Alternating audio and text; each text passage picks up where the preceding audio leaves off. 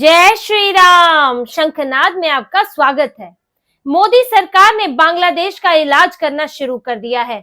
बांग्लादेश को उसकी हकीकत, उसकी औकात दिखानी शुरू कर दी है और ये काम सिर्फ सीमा पर नहीं हो रहा है बल्कि इस इलाज की शुरुआत देश के अंदर भी हो गई है, क्योंकि भारत में जितने अवैध बांग्लादेशी रहते हैं, जितने रोज बॉर्डर से भारत में आते हैं, उन्हें अगर बांग्लादेश में वापस धकेल दिया गया तो बांग्लादेश की अर्थव्यवस्था तो वैसे ही ढह जाएगी, क्योंकि यहाँ उसके बांग्लादेश के हजारों लाखों लोगों को भारत में रोजगार मिल रहा है, भारत से कमा रहे हैं और भारत पर बोझ बने हुए हैं। लेकिन अब भारत सरकार इस बोझ को अपने कंधे से उतारना चाहती है और इसके लिए अब उपाय शुरू हो गए हैं। बांग्लादेशियों और रोहिंग्याओं को पकड़ने के लिए अलग अलग राज्यों में अभियान चलाए जा रहे हैं और इसमें एक बड़ी घोषणा महाराष्ट्र में हुई है। सीएम देवेंद्र फडणवीस ने बताया है कि मुंबई में एक बड़ा डिटेंशन कैंप बनने वाला है और ये डिटेंशन कैंप बनेगा बांग्लादेशियों के लिए और रोहिंग्याओं के लिए, खास तौर पर बांग्लादेशियों के लिए, क्योंकि उनकी संख्या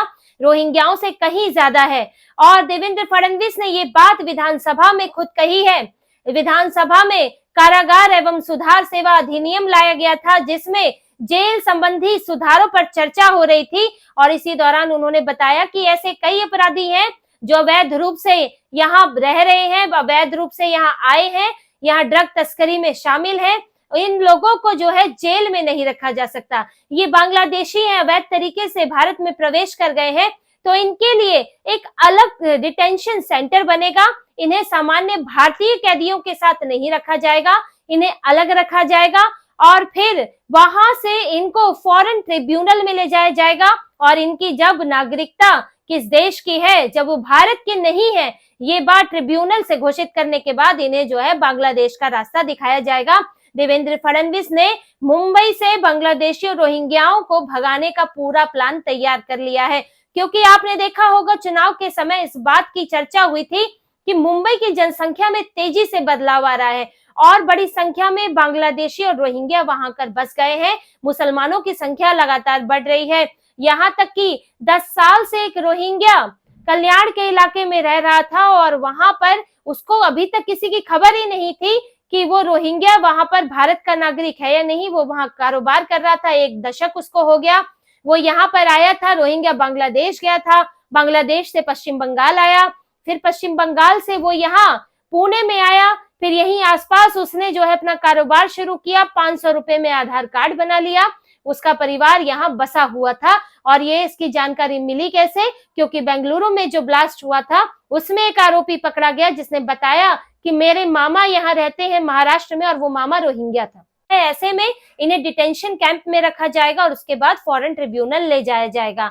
ऐसा ही कुछ दिल्ली में भी जबरदस्त अभियान चलाया जा रहा है। दिल्ली में चुनाव भी है और यहाँ पर बांग्लादेशियों रोहिंग्याओं को यहाँ वोटर लिस्ट में शामिल कर करके जो कांग्रेस और आम आदमी पार्टी ने यहाँ पर डेमोग्राफी बदली है, यहाँ पर मुसलमानों की भीड़ लगाई है, अवैध लोगों की भीड़ लगाई है, अब उस पर जो है चाबुक चल रहा है। और साथ ही बांग्लादेश को भी ये संदेश जा रहा है कि भारत अब उसके अवैध नागरिक नहीं रखेगा, क्योंकि जहां पर ये सबसे ज्यादा पाए जाते हैं, दिल्ली में पाए जाते हैं, महानगरों में, पश्चिम बंगाल में भी पाए जाते हैं, लेकिन वहां की सरकार ने शह दे रखी है, वो इस पर कार्रवाई नहीं कर रही है। लेकिन जैसे कि मुंबई में हुआ, तो मुंबई में अब महाराष्ट्र सरकार सिर्फ मुंबई की नहीं, दूसरी जगह से भी महाराष्ट्र के जो पकड़े जाएंगे वो उसी डिटेंशन कैंप में रहेंगे। ऐसे दिल्ली में, यहाँ पर दिल्ली पुलिस को बोला गया है कि 2 महीने के अंदर बांग्लादेशी और रोहिंग्याओं की पहचान हो और उन्हें निकाला जाए। और इसमें ही अभी यहाँ पर एमसीडी ने भी बांग्लादेशियों को बाहर करने का उपाय शुरू कर दिया है और इसके लिए 3 स्तरीय अभियान चलाए जा रहे हैं। पहला कि स्कूल में जो दाखिले के लिए आएगा उसकी जांच की जाएगी कि वो वाकई भारत का है या नहीं, इस पर जो है जांच पड़ताल के बाद ही एडमिशन मिलेगा। दूसरा, जो सड़क पर, फुटपाथ पर जगह घेर कर बैठे हैं उन बांग्लादेशियों को हटाया जाएगा। और तीसरा, जो जन्म प्रमाण पत्र अस्पतालों में दिया जाता है, क्योंकि ये लोग यहाँ रहने लगते हैं, सरकारी अस्पताल में जाके फ्री में इलाज कराते हैं, बच्चे पैदा करते हैं, जन्म प्रमाण पत्र मिल जाता है, आधार कार्ड वगैरह ये लोग फर्जी बना लेते हैं, तो यहाँ पर इसकी भी जांच की जाएगी कि जिसको जन्म प्रमाण पत्र जारी किया जा रहा है क्या वो वाकई भारतीय है या नहीं। और अभी पिछले 2-3 महीने में जितने जन्म प्रमाण पत्र जारी हुए हैं उनकी भी जांच होगी कि वो किसे दिए गए हैं। यानी कि बांग्लादेशियों को यहाँ पर पहले तो उन्हें रहने से ही रोकना है, दूसरा उन्हें यहाँ पर सरकारी दस्तावेज हासिल करने से रोकना है। और जब बांग्लादेशियों की एक संख्या यहाँ इकट्ठी होगी तो उसे बांग्लादेश में रवाना करना है। भारत सरकार ने ये जो बांग्लादेशियों पर इतना ताबड़तोड़ अभियान चलाया है, ये बांग्लादेश को ही सीधा सीधा संकेत है कि अब जो है तुम्हारे ये अवैध काम भारत में बर्दाश्त नहीं किए जाएंगे। जब तुम अल्पसंख्यकों को, वहां के हिंदुओं को जो है तुम सुरक्षित नहीं रख सकते, तो फिर यहाँ पर तुम्हारे अवैध लोग यहाँ पर क्यों बर्दाश्त किए जाएं। और इतना ही नहीं, ये तो बात भारत में रह रहे बांग्लादेशियों की है। भारत सरकार ने अब ये आंकड़ा भी जारी कर दिया है कि बांग्लादेश में कितने हिंदू मारे गए, कितने अल्पसंख्यकों पर हमले हुए हैं। बांग्लादेश में 8 दिसंबर तक 2200 हमले हुए हैं। ये बात राज्यसभा में भारत सरकार ने खुद बताई है, जबकि पिछली बार 302 हमले हुए थे, यानी कि एक साल के अंतर में हमले 7 गुना बढ़ गए। 2200 हमले हुए हैं और वो भी तब से हमले ज्यादा हुए जब से शेख हसीना वहां से गई और हिंदुओं के खिलाफ वहां पर नरसंहार शुरू हो गया। 2200 हमले हुए हैं हिंदुओं और अल्पसंख्यकों पर। वहां पर जो ईसाई हैं, सिख हैं, बौद्ध हैं, जैन हैं, उनके ऊपर भी हमले हुए हैं, उनको भी मारा गया है। अब बांग्लादेश इस पर सफाई देता फिर रहा है कि हमने अब तक 75 लोगों को गिरफ्तार किया है, इतना बड़ा आंकड़ा नहीं है। लेकिन देखिए, ये सब आंकड़े जारी करना ये मायने रखता है, वो भी संसद के अंदर, क्योंकि इससे किसी भी देश पर दबाव बनता है। बांग्लादेश ने तो कहा था 88 है, हमारा 88 हमले हुए हैं, अब कहाँ 2200, कहाँ 88। देखिए, कोई भी भारत की लुंजपुंज सरकार होती जिसे हिंदुओं से मतलब नहीं होता, वो तो 88 मानकर चुप बैठ जाती कि देखो हमारे दबाव में बांग्लादेश ने आंकड़े जारी किए और 88 हमले स्वीकार किए। लेकिन भारत में एक हिंदूवादी सरकार है, एक हिंदू हितैषी सरकार है, तो उसने अपना आंकड़ा जारी किया कि 88 नहीं है, ये 2200 है और बांग्लादेश को अब अपने में सुधार करना होगा, अपनी गलतियों को स्वीकार करना होगा और यहाँ पर हिंदुओं को सुरक्षा देनी होगी। इस तरह के हमले नहीं चलेंगे। तो अब बांग्लादेश के जो वहां के सरकार केयर टेकर प्रधानमंत्री हैं, उन्होंने इस पर सफाई देनी शुरू की है और भारत ने बांग्लादेश के बड़बोले मंत्रियों को चुप कराना भी शुरू कर दिया है। जो सरकार के प्रमुख है मोहम्मद यूनुस, उनके सलाहकार है महफूज आलम, उन्होंने एक फेसबुक पोस्ट किया था जिसमें बहुत ही विवादित बयान लिखा था कि भारत के पश्चिम बंगाल, त्रिपुरा और असम वो बांग्लादेश का हिस्सा है और उनको लिए बिना बांग्लादेश की मुक्ति संभव नहीं होगी। इस पर जब भारत सरकार ने डांट लगाई तो महफूज आलम ने तुरंत उस फेसबुक पोस्ट को डिलीट किया और इसके बाद भारत सरकार ने प्रेस कॉन्फ्रेंस कर बांग्लादेश को साफ साफ संकेत दिया कि सार्वजनिक तौर पर कोई भी बयान देने से पहले सोच लें, सचेत रहें। इस तरह की गंभीरता और इस तरह की बयानबाजी नहीं चलेगी और अगली बार इसे बख्शा नहीं जाएगा।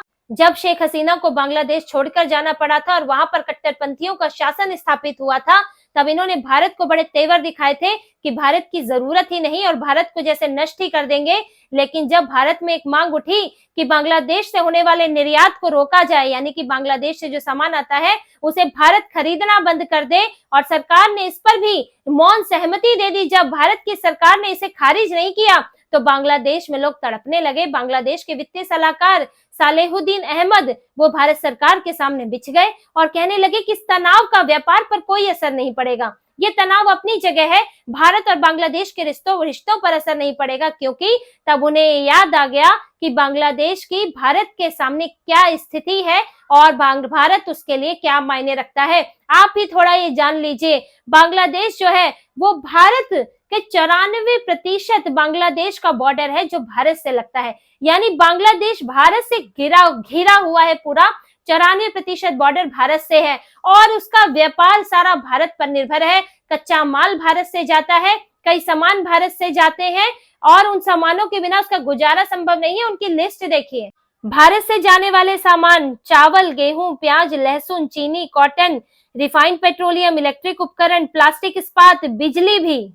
अगर ये सामान भारत से नहीं जाएगा तो बांग्लादेश को किसी और से खरीदना होगा, और जितना सस्ता भारत से पड़ता है क्योंकि परिवहन का खर्चा कम है, तो आप उसे कहीं से भी खरीदेंगे तो महंगा पड़ेगा, यानी कि महंगाई बढ़ेगी और फिर इसके साथ साथ दूसरे संबंध खराब होंगे तो बेरोजगारी भी बढ़ेगी और बांग्लादेश की अर्थव्यवस्था पाकिस्तान की अर्थव्यवस्था जैसी बन जाएगी, जो शेख हसीना के समय में बांग्लादेश की अर्थव्यवस्था वृद्धि कर रही थी, ग्रो कर रही थी, उसके हाल जो है वो खस्ता हाल हो जाएंगे। और इतना ही नहीं, बांग्लादेश में जो सबसे बड़ा वो निर्यातक है कपड़ों का, जो उसके कपड़े जो है विदेश में भी जाते हैं, लेकिन उसका कच्चा माल यानी कि उसका कॉटन जो है भारत से आता है। और अगर भारत कॉटन नहीं देगा तो भारत को कम नुकसान होगा। भारत में तो अपनी ही खपत अच्छी खासी है, लेकिन बांग्लादेश को कॉटन खरीदने के लिए फिर एड़ी चोटी का जोर लगाना पड़ेगा। और देखिए ये उसके 11% उसकी जीडीपी को कवर करता है। और इन सबसे महत्वपूर्ण जो है बिजली, बांग्लादेश बिजली के लिए भी भारत पर निर्भर है। और इसमें जो अडानी कंपनी है उसके बांग्लादेश को 6,700 करोड़ रुपए देने हैं। अभी बकाया है, बिजली का बकाया है अडानी पर। और अडानी क्या है? भारत की कंपनी है, तो एक तरह से भारत पर वो कर्जा इनका बकाया है। और कभी भी इनका जो है आर्म ट्विस्ट की जा सकती है, कभी भी इनका कान मरोड़ा जा सकता है कि जल्दी पैसा निकालो वरना तुम्हारी बिजली काट दी जाएगी। और बांग्लादेश इसी चिंता में है, इसलिए तरह तरह के तरीके निकाल रहा है कि अडानी के ऊपर कोई आरोप लगा दिया, कुछ कह दिया कि किसी तरह से इस कर्जे को मैनेज कर ले। और यहाँ पे अगर बिजली काट दी जाएगी तो बांग्लादेश के पास अभी वो इतना सक्षम नहीं है कि वो जो कमी होगी उसको पूरा कर सके। तो बांग्लादेश कई तरह से भारत से घिरा हुआ है, भारत पर पूरी तरह निर्भर है। लेकिन उसकी कट्टरपंथी ताकतें जो कि पाकिस्तान में भी हैं, और पाकिस्तान में जो इन्हीं कट्टरपंथी ताकतों के कारण आतंकियों ने जो है भारत में आतंकवाद फैला फैला के अपनी अर्थव्यवस्था का खस्ता हाल कर लिया, बुरे हाल कर लिए, भारत के साथ व्यापार खत्म कर लिया। जबकि चीन जैसा देश जो भारत को, जिसका सीमा विवाद भारत से है, भारत के उससे संबंध अच्छे नहीं है, अभी बॉर्डर का इतना लंबा विवाद चला, लेकिन वो भी भारत के साथ व्यापार करने के लिए तड़प रहा है, क्योंकि उसे तो लगा था कांग्रेस की सरकार है तो वो इस जमीन के बदले दूसरे सौदे करेंगे या फिर इस जमीन को कब्जा ही लेंगे। लेकिन भारत सरकार ने सारे संबंध तोड़ दिए और ये साफ साफ कहा कि जब तक वहां मामला नहीं सुलझेगा तब तक कुछ और नहीं होगा। और चीन मरा जा रहा है भारत के साथ व्यापार करने के लिए, इसीलिए वो बैकफुट पर आया और वही स्थिति बन गई जो 2020 से पहले की थी। तो ये है भारत की ताकत, इसे पाकिस्तान ने, क्योंकि उल्टी बुद्धि के लोग हैं, इस ताकत को भारत की पहचाना नहीं और अपने जो है रोटी के आटे के भी मारे मारे फिर रहे हैं वो लोग। और यही बांग्लादेश में भी होने की स्थिति है। अगर बांग्लादेश ज्यादा आंखें दिखाता है, हिंदुओं के साथ अत्याचार करता है, इस पर रोक नहीं लगाता है, तो भारत सरकार और कड़े कदम उठाएगी। यहाँ से विदेश सचिव गए थे, उन्होंने भी यही संदेश दिया, अलग अलग डेलीगेशन से भी मिले, वहां के हिंदुओं की भी स्थिति जानी। और इतना तो पक्का है कि ये जो सरकार है वो कांग्रेस नहीं है। अगर, क्योंकि ये जितना इस वक्त भारत की सरकार सिर्फ इस आधार पे कर रही है कि हिंदुओं के साथ अत्याचार हो रहा है, हिंदुओं को मारा जा रहा है, उसकी कल्पना तो कांग्रेस से कभी नहीं की जा सकती थी। और अगर वहां पर अत्याचार और बढ़े तो संबंध प्रभावित होंगे, क्योंकि जो हिंदुओं को मारेगा उसके साथ जो है भारत की सरकार, मोदी सरकार संबंध अच्छे नहीं रखेगी और इसके लेकर और सख्त फैसले किए जाएंगे, चाहे ट्रेड रोकना पड़े, चाहे बांग्लादेश में कोई सैन्य उपाय करना पड़े, भारत सरकार उसके लिए भी तैयार होगी। लेकिन हर एक कदम जो है सोच समझ कर उठाया जा रहा है कि जहां पर जितना शांति से या जितने कम टकराव से जो है मामले सुलझ सके उसकी कोशिश हो रही है और बांग्लादेश पर लगातार जो है दबाव बनाया जा रहा है। तो इसी तरह की और खबरें और विश्लेषण आपके लिए लाते रहेंगे। हमसे जुड़े रहिए, सब्सक्राइब कीजिए, कमेंट कीजिए। बहुत बहुत धन्यवाद। जय श्री राम।